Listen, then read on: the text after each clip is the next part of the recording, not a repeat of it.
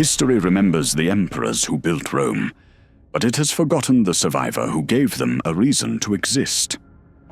Aeneas, he was a man who lost everything, his home, his wife, and his kingdom, in the destruction of Troy. To the Greeks, he was a defeated refugee, but to the gods, he was a vessel for the greatest empire the world would ever see. Before the legions, before the Senate, and before the Caesars, there was only a father carrying his past on his back and his son by the hand, wandering the sea in search of a destiny he didn't yet understand. This is the story of the man who refused to let a civilization die in the ashes. In the ancient world, the gods were never distant.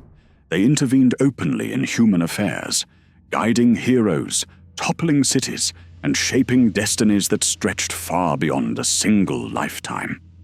They were not gentle, and they were not always merciful, but they were believed to be just, ruling over nature, fate, and the course of history itself. In the great myths of Greece, heroes rarely stood alone. Their victories were made possible by divine favor, their failures by divine wrath. And when cities fell, it was never without purpose. Centuries later, as Rome rose to dominate the Mediterranean, the Romans began to look backward, not simply to remember the past, but to explain their own existence. They asked how a city born on the banks of a small river had come to rule the world. By the 1st century BC, that question carried new urgency. The Republic had collapsed, Julius Caesar had crossed the Rubicon, and Rome endured 20 years of civil war. Only when Augustus emerged as the final victor did peace return. In this moment, the poet Virgil set out to give Rome an origin worthy of empire, not one rooted in chance, but in destiny. A story that began not in Italy, but in the ruins of Troy, with a single survivor carrying the future of the eternal empire. And it all began with a horse.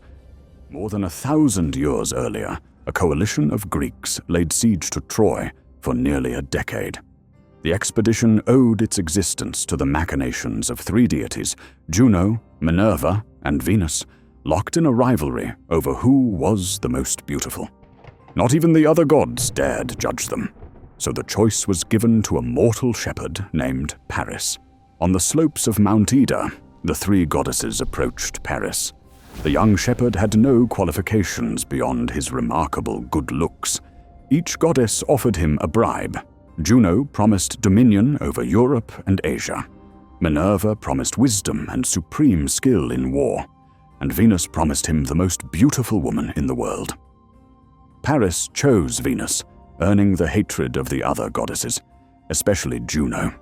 Soon after, he learned he was of royal blood, the son of King Priam of Troy, and was sent on a goodwill tour of Greece. Paris made straight for Sparta, where the most beautiful woman in the world awaited him, Helen, the wife of King Menelaus. Overcome by her beauty, Paris eloped with her while Menelaus was away. Though Priam knew his son had violated sacred hospitality, he still welcomed the couple into Troy. But Menelaus was the brother of Agamemnon, the most powerful ruler in Greece. In outrage, he summoned the kings of Greece to punish Troy, and the combined Greek army sailed east. A decade passed with no decisive victory. In the 9th year of the siege, Achilles, the greatest Greek warrior, quarreled with Menelaus and refused to fight. His mother, Thetis, foresaw that he must choose between eternal glory and a long, obscure life. Achilles chose glory. He let his dear friend Patroclus fight in his place. When Patroclus was killed, Achilles returned to battle in a fury, slaying Hector, Troy's champion. Soon after, Paris shot Achilles with an arrow, killing him, only to be killed himself by another archer. With both sides exhausted, the war settled into stalemate. One morning, the Trojans awoke to find the Greek camp abandoned, and in its place, a massive wooden horse. A supposed Greek deserter claimed it was an offering to Minerva, and that destroying it would bring divine wrath. A few argued that the horse should be burned, but eventually the decision was made to take it inside Troy. The Trojans were in a celebratory mood, and the evening given over to feasting and drinking, and nobody bothered to post sentries. When the revelers at last went to bed, the city lay defenseless. The Greek army, of course, had not really left. Their fleet set anchor behind a nearby island. The idea for the wooden horse was proposed by the clever king of Ithaca, Odysseus, and it was designed with an internal compartment capable of holding 20 men. Meanwhile, a Greek force marched from ashore and entered Troy without opposition. Aeneas, a junior member of the royal family, had gone to sleep that night in a secluded part of the city. Hector appeared to Aeneas in a dream and told him that the Greeks had infiltrated the city and that Troy was beyond saving. He woke up to find that Hector was right. Climbing to the roof of the house, he saw fires blazing in every direction. Aeneas realized that nothing could be done to save the city. As the dream had told him, it was his sacred obligation to lead a party of survivors and refound Troy somewhere else. His small company made its way to one of the city gates, using dark side streets to avoid the Greek invaders. A fleet was built, and the party sailed away, destination unknown. Aeneas spent some time with a relative who had become the ruler of Epirus. This relative advised Aeneas to make for Italy. However, the unforgiving goddesses Juno and Minerva were determined to prevent a rebirth of their hated Troy, and Aeneas was forced to undergo many dangerous trials. Like Odysseus before him, he had a narrow escape from the Cyclops Polyphemus. After 6 years, the Trojans were blown off course by a storm instigated by Juno and shipwrecked on the coast of North Africa. To their surprise, they weren't the only refugees seeking a new world. A group of Phoenician expatriates were building a settlement on a strip of coast leased from local tribes. They came from the great island port of Tyre, which was a monarchy ruled by the ruthless king Pygmalion. His sister Dido was married to a man of immense wealth, which Pygmalion coveted. Pygmalion had his brother-in-law killed to steal his property. The ghost of Dido's late husband revealed to Dido what had happened to him and where he hid his gold, which she used to fund her own exodus.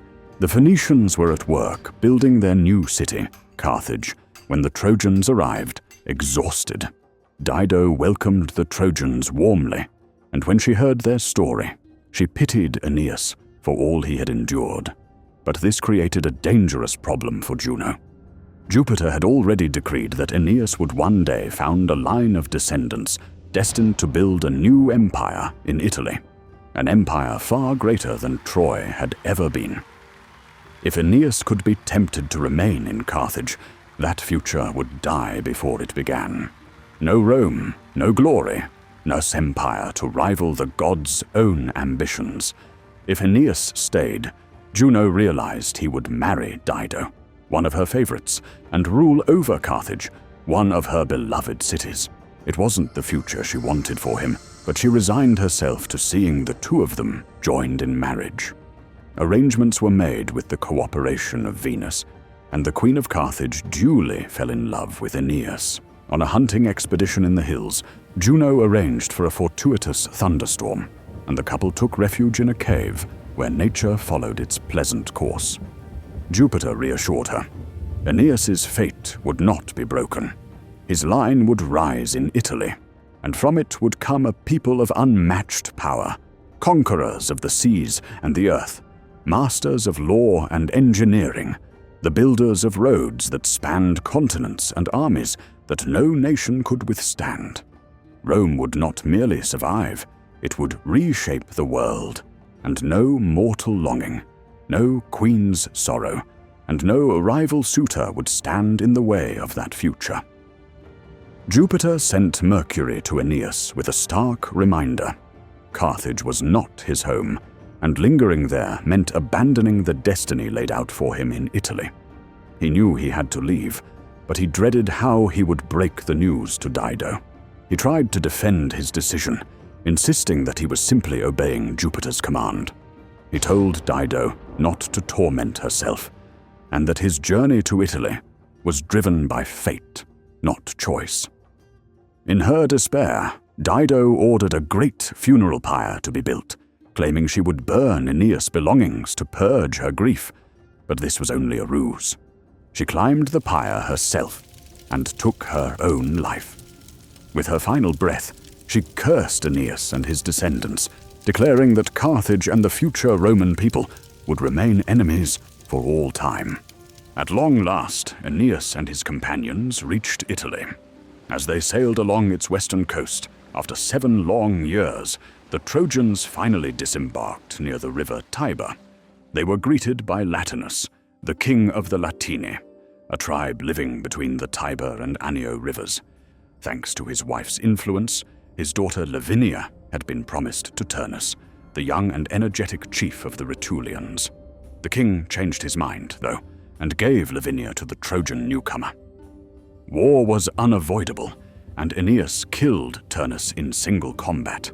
With victory secured, he founded the city of Lavinium, named for his new wife.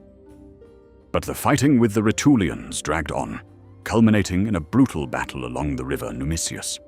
When darkness fell, both armies withdrew, only to discover that Aeneas had vanished. Some said he drowned in the river. Others claimed the gods lifted him from the battlefield and made him divine. Whatever the truth, Aeneas was never seen again. The river Tiber rose from 2 springs in a forest in the Apennine Mountains, which ran down Italy like a rocky spine, and emptied itself into the Mediterranean. About 15 miles from the coast, it wiggled into the shape of the letter S, a site situated near 7 prominent hills. The river, swollen by heavy rains, often flooded, transforming the hills into islands. On one such occasion, a wooden trough containing newborn twin boys could be seen washed up against a slope. As the waters ebbed, it hit a stone and overturned, throwing out the babies, who whimpered and wallowed in the mud under a fig tree. A she-wolf appeared. She licked off the mud and allowed the boys to suckle. A woodpecker arrived to lend assistance and stood guard. Some herdsmen came by, driving their flocks to pasture, and were dumbstruck by what they saw. Unabashed and unafraid, the wolf stared at the humans, then loped calmly off and vanished inside a cave. Aeneas did not live to see Rome rise, and he did not lay its stones or rule its people. But in Roman memory, he was something greater than a king. He was the bearer of fate, the man who carried the past of Troy into the future of Italy, and ensured that Rome would be born not from chance, but from destiny. From his line would come kings, and from kings, a city. And in the next chapter of this story, that city will take shape with Romulus, the first king of Rome.